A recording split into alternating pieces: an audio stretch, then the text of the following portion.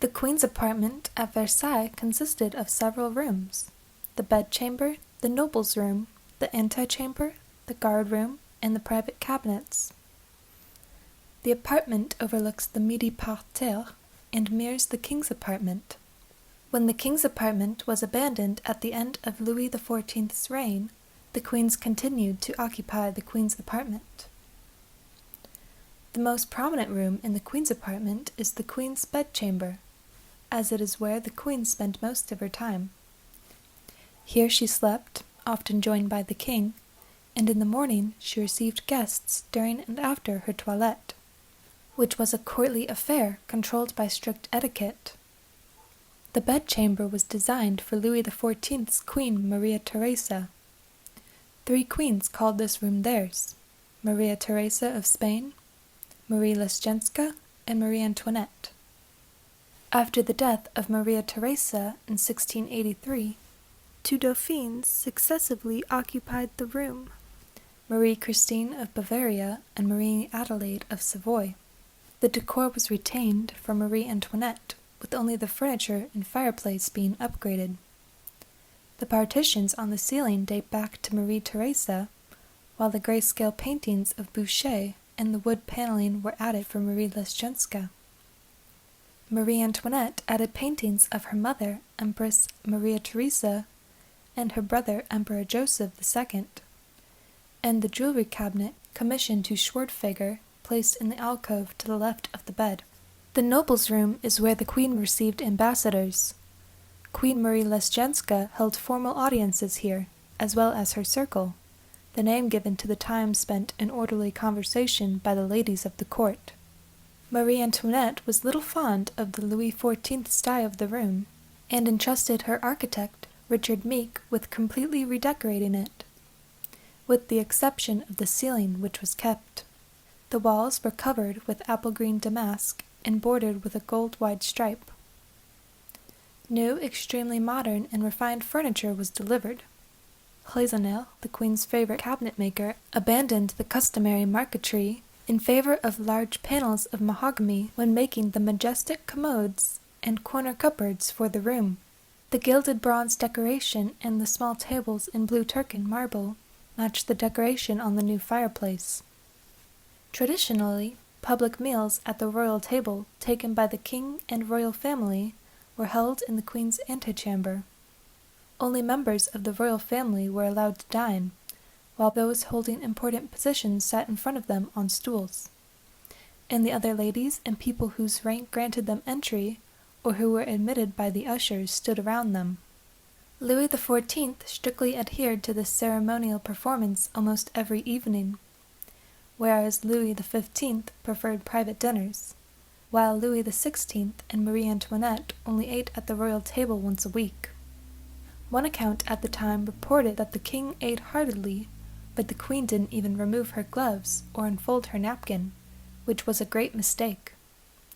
To ease her boredom, the queen requested music be played during the meals, and a platform for musicians was installed in the room for this purpose. Entry to the queen's apartment from the queen's staircase was controlled by the guard room, where day and night 12 of the queen's guards were on duty. Only the king, queen, and Dauphin at Versailles were allowed a personal guard composed of soldiers from the 4 elite companies of the king's guard. This is the only room in the apartments where the 17th century decoration has been fully preserved.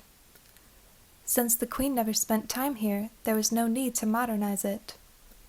The traditional marble paneling remains intact, and the paintings installed here at the close of the 17th century still hang on the walls. In addition to her state apartments, the queen had a series of small rooms which were reserved for her personal use and for service by her ladies-in-waiting. Marie Leschenska used to retire here to read, paint, reflect, or receive private visits. These rooms were decorated with great care and were modified several times in accordance with the changes in tastes and requirements of their occupant. These rooms, which were laid out around 2 small inner courtyards, could not be extended. Marie Antoinette acquired more space by fitting out new rooms in the floor above, such as the billiard room. She also had a miniature summer apartment built on the ground floor, which opened into the marble courtyard and contained a bedchamber, library, and bathroom. The Gilded Room, originally built for Marie Leschenska in 1735, was modified several times by Marie Antoinette.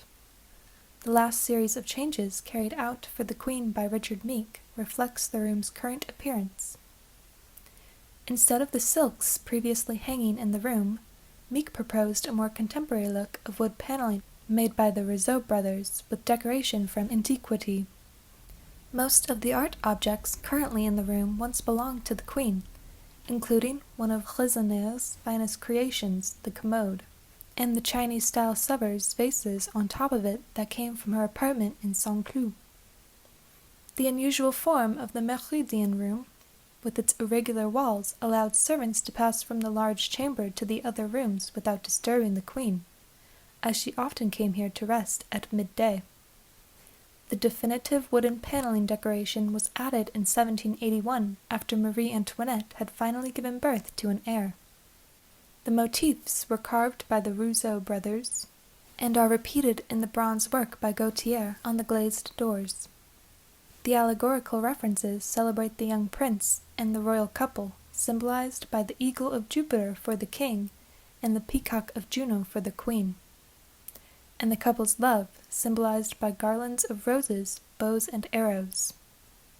The library was built for Marie Antoinette between 1779 and 1781 by her architect Richard Meek.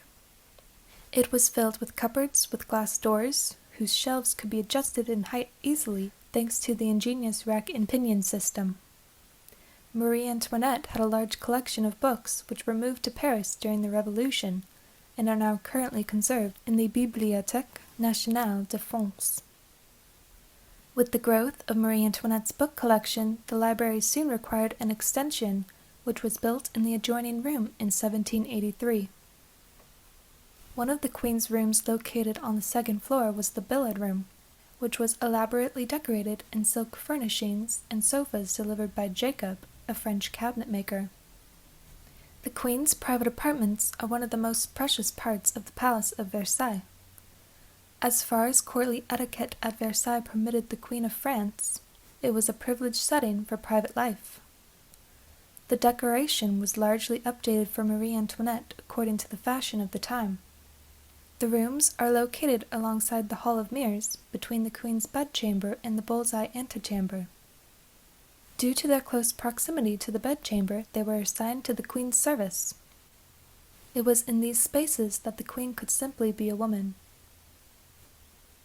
Because the room is dedicated to cleanliness, the water closet is simply decorated. The toilet is located in a small alcove, and two mirrors originally decorated with sculpted and gilded frames add brightness to the room. One of the prettiest rooms in the private apartments is Marie Antoinette's toilet room, the room in which the Queen got dressed because of its elements of sculpted decoration made for the Duchess of Burgundy. The room is decorated in the early Versailles Rococo style of the end of the reign of Louis XIV.